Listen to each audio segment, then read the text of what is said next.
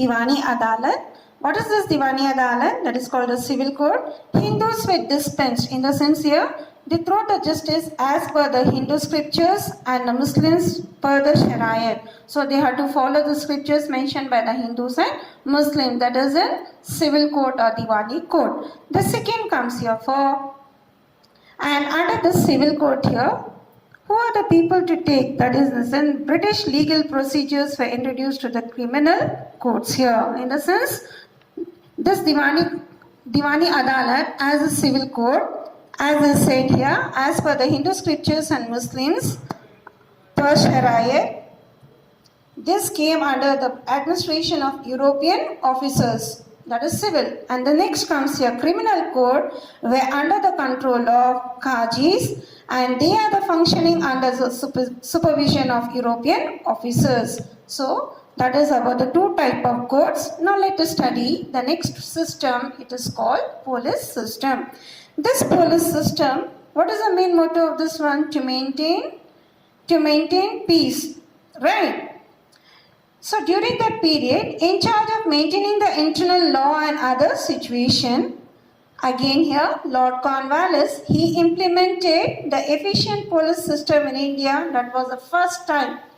So during that period, so we studied the Lord Cornwallis, that was called about the civil services, and second, that is to the police system. He is the first person implement in India, that is to bring out a more rules and regulation in this.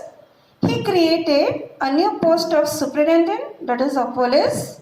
Number 2, he divided the district into many stations and he put up every station under a court wall. Next one, similarly, he put up every village under the care of Chowkidar. Number 5, court wall was made as accountable for thefts, crimes and other violations. So that was the main division work done by Lord Cornwallis. And later in the year 1770, this led to the weak of law under this situation. Till Lord Cornwallis, it was working in very good, but after him, it didn't work so much. It brought a decline here. The entire police system was under the control of British officers, like the system appointing the police magistrate that started in the year 1781.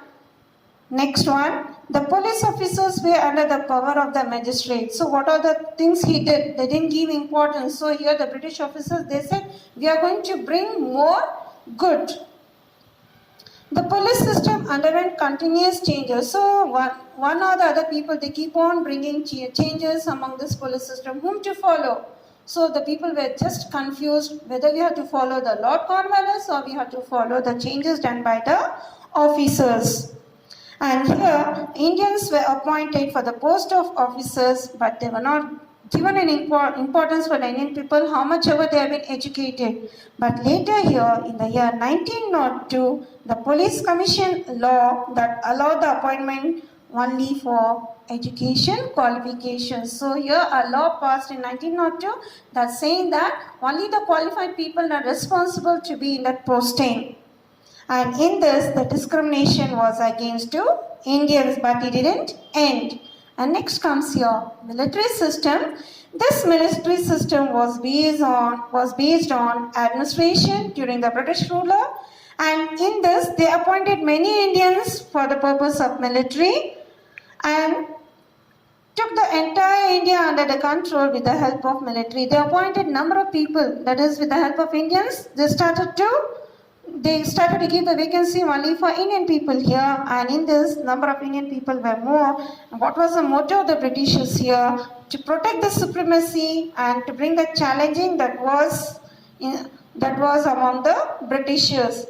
And in this, the officers, the head officers were again here British, not the Indian people. And in this, the Indians could not reach the rank of Subedar. That was the highest post among the military system, and most of the Indians were like coolie soldiers. So they were not given a title like Subedars, like constables, just they were given as coolie or coolie soldiers taking the luggage.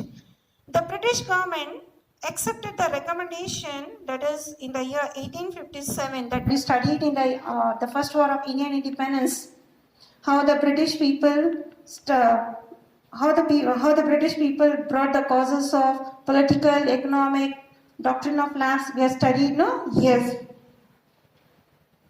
Now, let us see about the land taxes. What are the taxes introduced during the period of Britishers? They are, number one, called permanent zamindari system, mahalwari system, and royatwari system. So, these are the permanent land taxes introduced by the Britishers.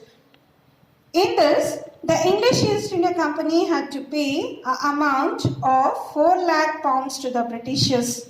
And in this, just they were thinking from where to get the amount here. The government, to bring under control of the Bengal province, in order to fulfill the commitment, the company had to stabilize the financial interest in secure manner. In the sense that they had to maintain and they had to give the answer for the officers why they are lacking in financial. So just they were thinking on how to improve their finance status here. So these three land taxes were introduced by the Britishers. So first let us study about the zamindari system. This zamindari system, again Lord Cornwallis. Please remember children, three things were done by Lord Cornwallis. One is about the civil services, then second comes police system, and then comes your permanent zamindari system.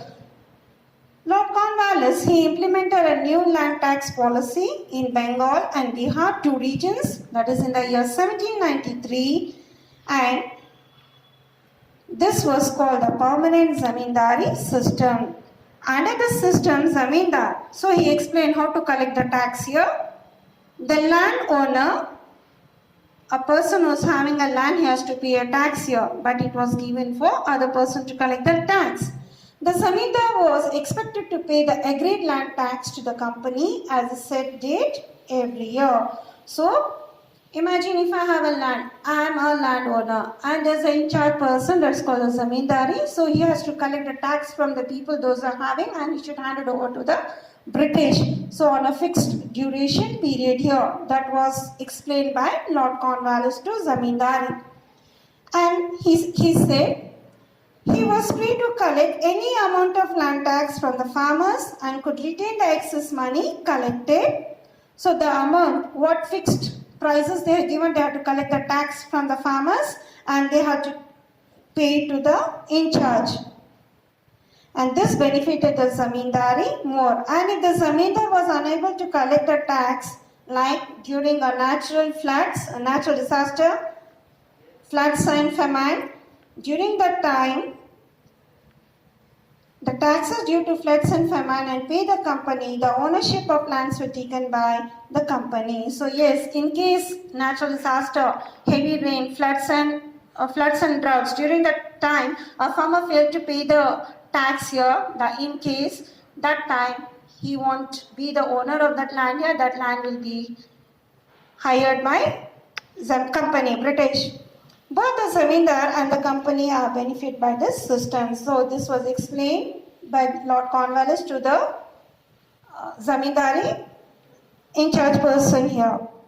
And in this, the farmers during this period, the farmers struggled a lot and they are supposed to cultivate the crops. Either they cultivate or not able to cultivate, they are supposed to pay the tax for company. The farming laborers suffered and where they are irregular working of insecurity. They don't have any security, they are completely insecure. Leaving their land, leaving an occupation of agriculture and having the land, they don't have any job during that period here. And this extended the system in the places like Bihar, Orissa, Andhra and Varanasi. And here a beautiful line is given by a person that's called Charles Metcalfe. He said, the Indian farmers were born in debt, okay, lived in debt and died in debt due to a land tax policy of the Britishers. See, always the farmers, they borrow the money, they are not able to pay. So the whole life they keep on doing this, they don't have a proper satisfaction life, so they are the debit life and they die by debit life here. The next comes your Mahalwari system.